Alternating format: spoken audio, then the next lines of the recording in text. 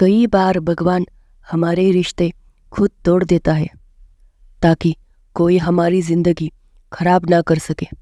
दुनिया में सबसे खुश वही लोग हैं जो ये जान चुके हैं कि दूसरों से कोई भी उम्मीद करना गलत है।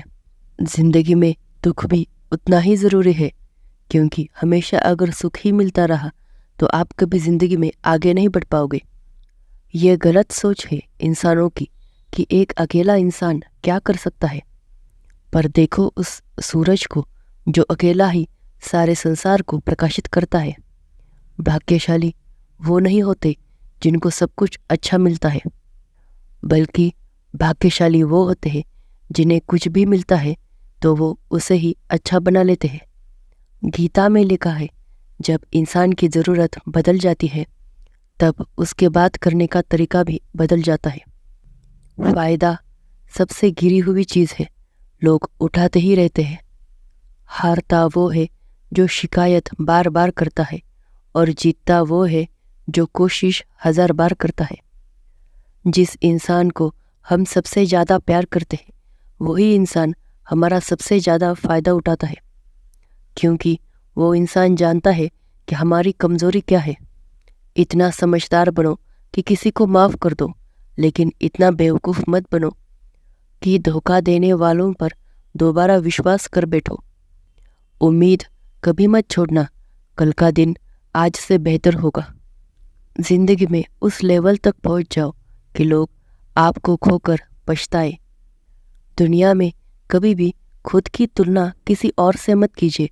आप जैसे भी हो सर्वश्रेष्ठ हो, क्योंकि ईश्वर की हर एक रचना सर्वोत्तम होती है।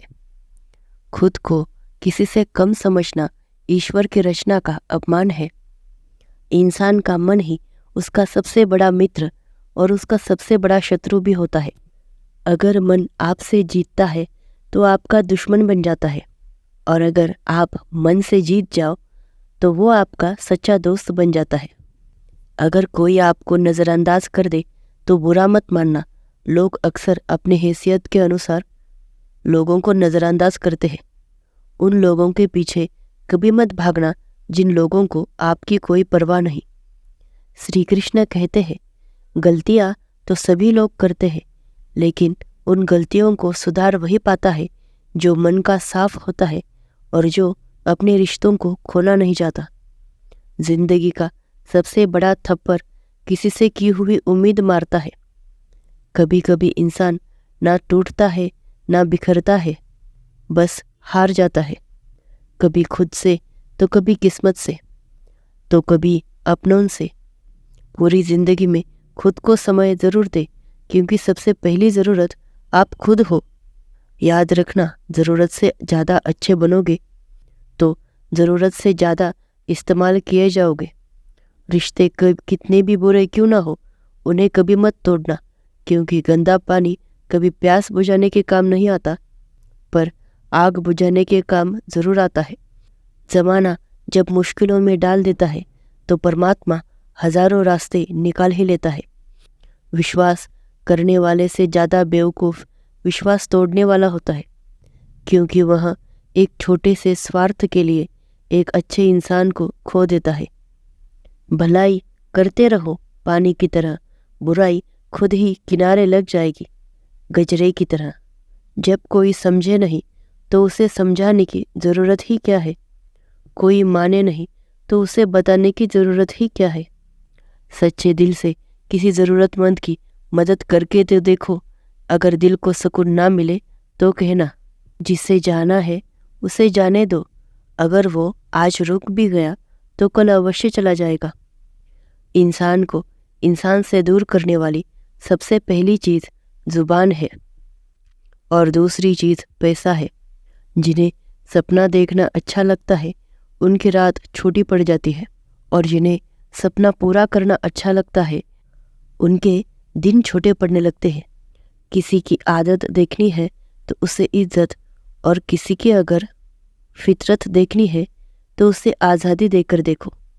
हर इंसान में कोई ना कोई प्रतिभा ज़रूर होती है, लेकिन लोग अक्सर अपने आप को किसी दूसरे जैसा बनाने में उस प्रतिभा को नष्ट कर देते हैं।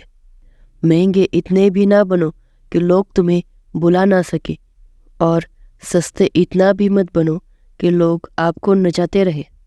खामोशियाँ कभी बेजुबान नहीं होती।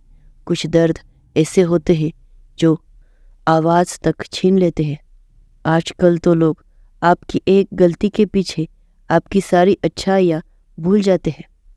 जितना लोगों को समझाते जाओगे, अकेलापन उतना ही अच्छा लगता जाएगा। खत्म हो जाएंगे वो भी रिश्ते जिनको देखकर लगता है कि ये उम्र भर साथ देंगे। श्री कृष्ण कहते हैं, अहंकार किसी भी चीज़ का क्यों ना हो, सर्वनाश करके ही छोड़ता है। खाली वक्त में तो हर कोई बात कर लेता है, लेकिन जब कोई खास होता है तो इंसान अपना सारा वक्त उसी के लिए खाली कर देता है। सब कुछ ठीक करने का इंतज़ार करोगे तो बैठे ही रह जाओगे। आप हिम्मत करो, खुद उठो और अपनी ज़िंदगी में सब कुछ ठीक करो। लोग पहचानना ही भूल जाए, इससे पहले अपनी खुद की पहचान बना लेनी चाहिए।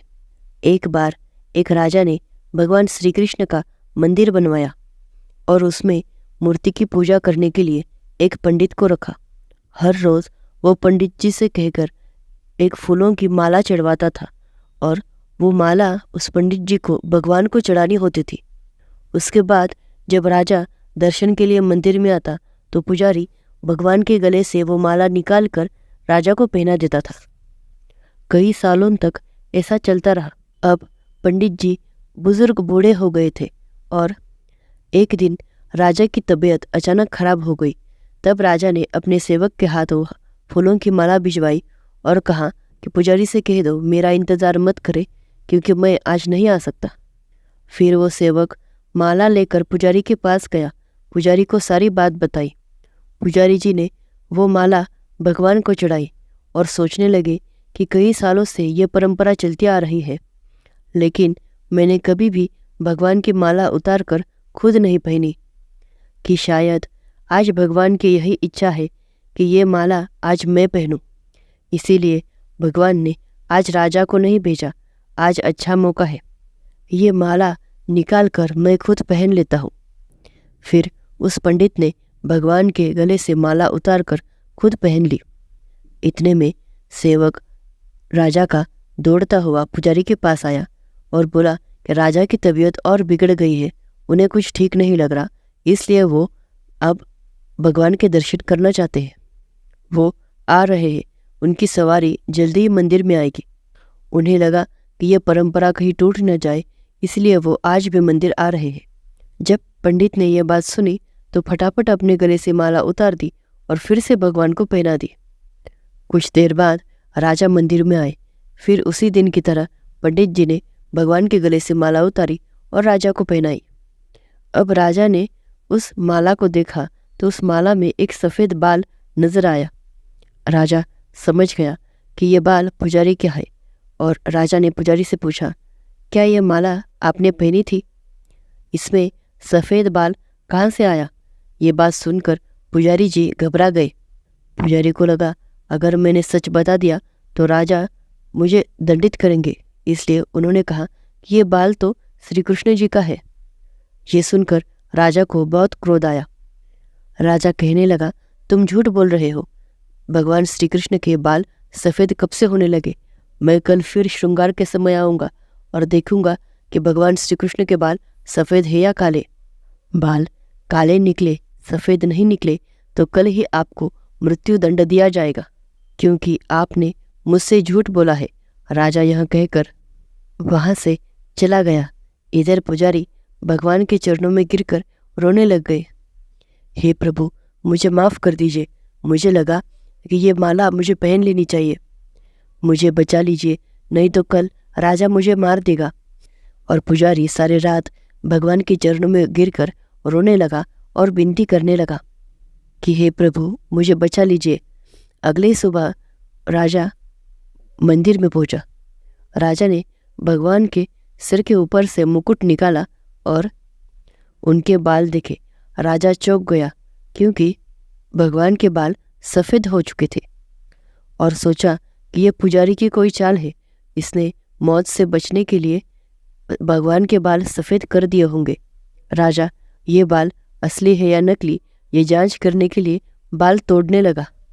जैसे ही राजा ने कुछ बाल तोड़े, मूर्ति में से खून की धारा बहने लगी। राजा भगवान के चरणों में गिरे और रोने लगे और कहने लगे, हे भगवान, मुझे माफ कर दीजिए। तभी भगवान ने कहा, राजा, तुमने मुझे सिर्फ मूर्ति समझा, इसलिए तुम्हारे लिए मैं तो सिर्फ मूर्ति हूँ। लेकिन पुजारी ने मुझ में भगवान देखे, इसलिए मुझे मेरे भक्त की रक्षा करने के लिए अपने बाल सफ़ेद करने पड़े और खून की धारा बहानी पड़ी, ताकि मैं समझा पाऊँ कि जहाँ भाव है वहाँ भगवान है। अगर आप वाकई में भगवान से मिलना चाहते हैं, भगवान के दर्शन करना चाहते हैं, तो आपके अंदर भाव होना ज़रूरी है। ये छोटी सी कहानी हमें शिक्षा देती है कि भगवान के आशीर्वाद के बिना कोई भी कार्य संभव नहीं है।